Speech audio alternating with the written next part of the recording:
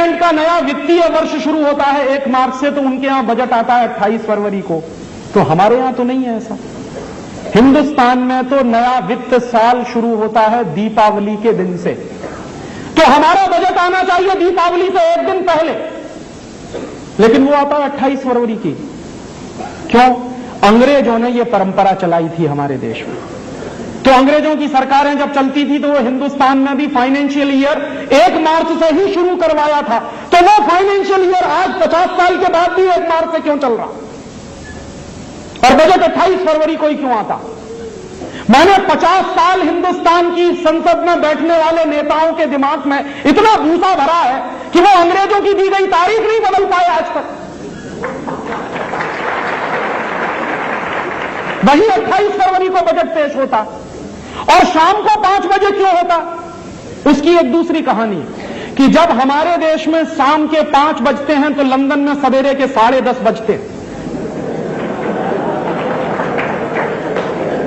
तो यहां क्या होता था कि यहां इंग्लैंड के जब सांसद बैठते थे, इंग्लैंड के रिप्रेजेंटेटिव बैठते थे, तो पार्लियामेंट में शाम को बजट पेश करना पड़ता था, क्योंकि लंदन में सवेरे का समय होता था, तो वहां के लोग उसको सुन सकते थे।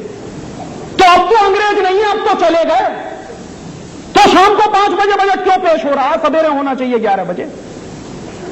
लेकिन दुर्भाग्य से यह नियम अंग्रेजों का बनाया हुआ है। क्यों चल रहा है, यह प्रश्न आपको पूछना चाहिए। आपकी पार्लियामेंट कितनी गुलाम है, इसका यह एक उदाहरण है। ऐसी एक दूसरा उदाहरण मैं दूं कि जब आपके बीच में कोई नेता वोट मांगने के लिए आए तो आप उससे पूछिए कि क्या करेंगे वहां जाकर। पूछिए उनसे कि क्या करेंगे वहां जाकर, तो वो आपको 2 ही जवाब देंगे। पहला जवाब देंगे कि वहां जाकर हम नीतियां बनाएंगे, और दूसरा जवाब देंगे कि वहां जाकर कानून बनाएंगे। तो उनसे कहिए कि नीतियां आप बनाएंगे कि वर्ल्ड बैंक IMF बनाएगा? अब तो नीतियां यहां नहीं बनती हैं, वर्ल्ड बैंक और IMF के ऑफिस में बनती हैं, गेट के ऑफिस में बनती हैं, WTO के ऑफिस में बनती हैं, और वहां से नीतियां बनकर आती हैं, भारत सरकार उनको लागू करती है। और कई बार तो आपकी संसद से पूछा भी नहीं जाता और वो नीतियां लागू हो जाती हैं इस देश में।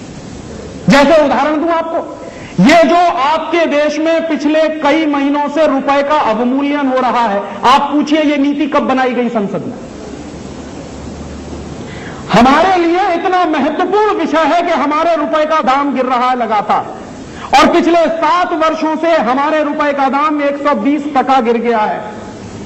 1991 के साल में $1 में 18 रुपया था, आज $1 में 41 रुपया हो गया है।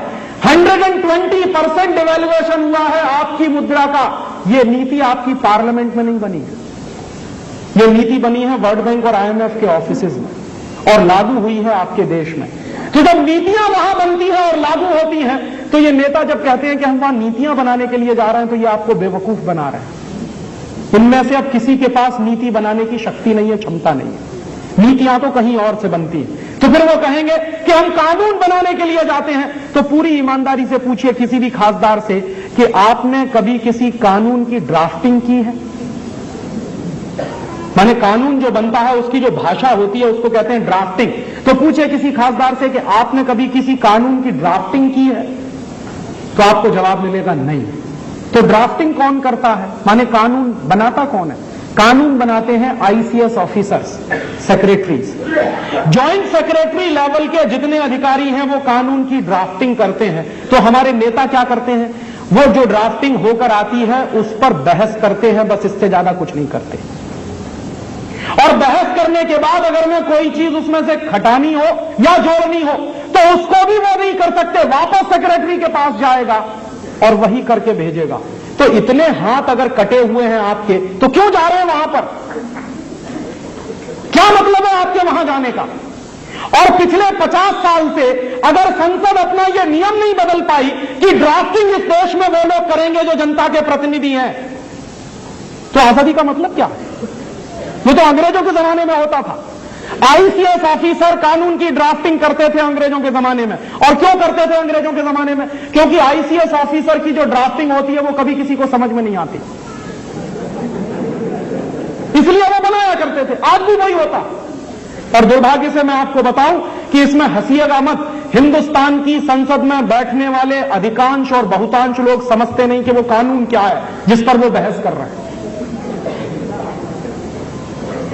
हमारे देश में क्या नियम है?